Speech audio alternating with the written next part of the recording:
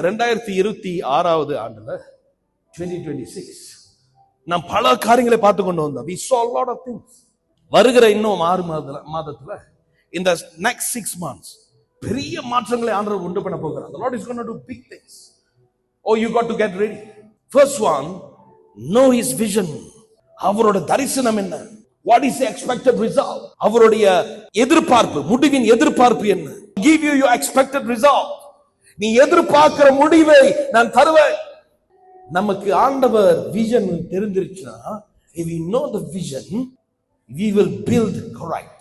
நாம் சரியாக கட்டுவோம். Second point, follow the instruction of God. கர்த்தருடைய திட்டத்தை பின்பற்று. Follow his instruction. பெரிய காரியங்கள் வாழ்க்கையில் நடக்கும். ஆனா அந்த நடக்கும்போது அந்த பேர நிக்கணும்.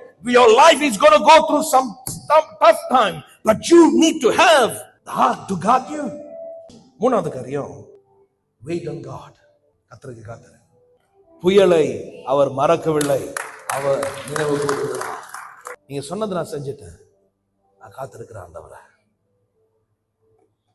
பலிபீடத்தை கட்டுகிறார். ஆண்டவருக்காக ஒரு பலிபீடம். நான் நம்மை துதிக்கிறேன், நம்மை ஆராதிக்கிறேன். I just bless you, I just praise you. We need to build according to what God says. கர்த்தர் சொன்ன பிரகாரம் கட்ட வேண்டும்.